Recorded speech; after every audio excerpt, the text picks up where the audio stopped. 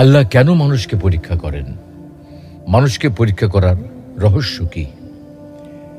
পৃথিবীর প্রতিটি মানুষ, ধনী দরিদ্র অথবা মধ্যবিত্ত, জীবনে কোনো না কোনো পর্যায়ে বিপদ আপদ ও পরীক্ষার সম্মুখীন হয়।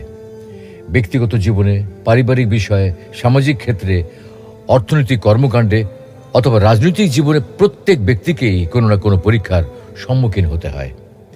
মুমিন বান্দারা দৃঢ়ভাবে বিশ্বাস করেন এইসব পরীক্ষা আল্লাহর পক্ষ থেকেই করা হয় এবং তিনি যুগে যুগে প্রত্যেক প্রজন্মের মানুষকেই পরীক্ষা করেন। কাউকে তিনি পরীক্ষা ব্যতীত মুমিন অথবা কাফেরের কাতারে অন্তর্ভুক্ত করেন না। তাই পবিত্র কোরআনে আল্লাহ বলছেন, আমি তাদেরকেও পরীক্ষা করেছি যারা তাদের পূর্বে ছিল। আল্লাহ অবশ্যই জেনে নেবেন যারা সত্যবাদী এবং নিশ্চয়ই জেনে নেবেন যারা মিথ্যাবাদী। প্রখ্যাত সাহাবী সাদ রাদিয়াল্লাহু তাআলা আনহু বলেন, আমি প্রশ্ন করলাম, হে আল্লাহর রাসূল, মানুষের মধ্যে কাদের বিপদের পরীক্ষা সবচেয়ে কঠিন হয়?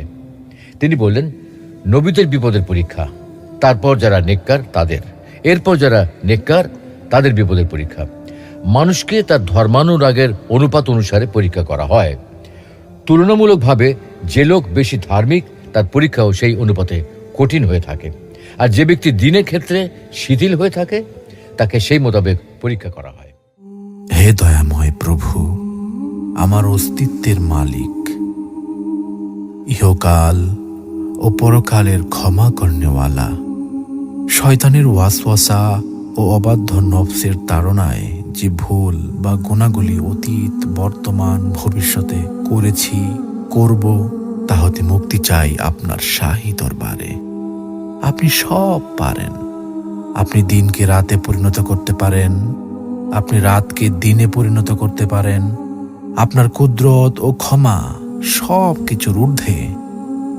আপনি কারো কাছে জবাবদিহিতা করেন না। আপনি রাজাধিরাজ। আপনার মহিমা যে ভাষায় লিখি না কেন সবই ম্লান হয়ে যাবে আপনার শানে। পাপের ভুবনে পাপে পূর্ণ আমি, শত সহস্রবার ভূপৃষ্ঠে কপাল ঠেকিয়ে আপনার নূরের চরণতলে ক্ষমা চাই। হে প্রভু, দয়াময়, ক্ষমা করুন নিজ গুণে। আজ থেকে 100 বছর পর ক্যালেন্ডারের পাতায় যখন 2124 সাল, আমাদের প্রায় প্রত্যেকের দেহ তখন মাটির নিচে, অস্তিত্ব তখন রূহের জগতে। ইতিমধ্যে ফেলে যাওয়া আমাদের সেই সুন্দর বাড়িটা হয়তো পরবর্তী প্রজন্ম ভোগ করছে। পছন্দের কাপড়গুলো ব্যাকডেটেড হয়ে গেছে। শখের গাড়িটা হয়তো অন্য কেউ চালাচ্ছে, আর আমায় খুব কম জনই স্মরণে রেখেছে। হয়তো কেউ ভাবেও না। হাতে তাদের সময় নেই, যাদের জন্য এত কিছু করতে করতে নিজের জীবনটাই শেষ করে দিয়েছিলাম। আচ্ছা, বাস্তবতার এই জীবনে আপনি আপনার দাদার দাদাকে কতবার স্মরণ করেন? আপনার দাদির কথা আপনি কখনো কি আপনার মনে পড়ে? পৃথিবীর বুকে আজকে এই বেঁচে থাকা, এত হইচই, এত মায়া কান্না এভাবেই চলছে। গত হওয়া অসংখ্য প্রজন্মকে টপকে আমরা এই জীবন লাভ করেছি। তেমনিভাবে আগামীতে অসংখ্য প্রজন্মের ভিড়ে হারিয়ে যাবে আমাদের এই জীবন। কিন্তু খুব কম লোকই সময় পায় ফেলে যাওয়া জীবনটা একটু ফিরে দেখার। বাস্তবতা হচ্ছে এই জীবনটা আমাদের কল্পনার চেয়েও অনেক অনেক ছোট। ইবলিস কিভাবে মৃত্যুবরণ করবে? যখন ইবলিসের মৃত্যুর সময় হবে, তখন দোজখের ফেরেশতারা দোজখের সবচেয়ে ভয়ঙ্কর স্তরের দরজা খুলে দেবে। আসমান থেকে মৃত্যুর ফেরেশতা 70,000 সহকারী ফেরেশতা সহ নেমে আসবেন। তারা প্রত্যেকে ইবলিসের প্রতি রাগে ফেটে পড়বে। তাদের প্রত্যেকের সাথে শিকড়ে বাঁধা 70,000 খ্যাপা কুকুর থাকবে। ফেরেশতারা তাকে পৃথিবীর পূর্ব থেকে পশ্চিমে এবং পশ্চিম থেকে পূর্বে তাড়িয়ে বেড়াবে। সে কোথাও লুকানোর জায়গা পাবে না। অতঃপর পৃথিবীর মধ্যস্থলে, যেখানে আদম আলাইহিস সালামের কবর অবস্থিত, সেখানে তাকে পাকড়াও করা হবে। মৃত্যুর ফেরেশতা তাকে বলবেন, তুই কিয়ামত পর্যন্ত সময় সুযোগ পেয়েছিস, তবুও আল্লাহর কাছে তওবা করলি না, বরং আদম সন্তানদের বিভ্রান্ত করার চেষ্টা করেছিস। তাই আজ আমি সকল সৃষ্ট জীবের মৃত্যু যন্ত্রণা সমান নয়, বরং তার চেয়ে কয়েকশো গুণ বেশি ও ভয়ঙ্কর যন্ত্রণা দিয়ে তোর জান কবজ করব। ইবলিস তখন আদম আলাইহিস সালামকে লক্ষ্য করে বলবে, আপনার কারণে আমি লাঞ্ছিত বিতাড়িত হয়েছি, আমি আপনার অনেক সন্তানকে বিভ্রান্ত করেছি, কিন্তু শেষ পর্যন্ত আবারও আপনার এবং আপনার সন্তানদের কারণেই আজ আমাকে সবচেয়ে বেশি যন্ত্রণাময় মৃত্যুবরণ করতে হচ্ছে। হায় আফসোস যে দুনিয়ার জন্য আপনি আপনার জীবনকে কোরবানি করে দিয়েছিলেন, সেই দুনিয়ার কোনো কিছুই আজ আপনার কাজে আসছে না।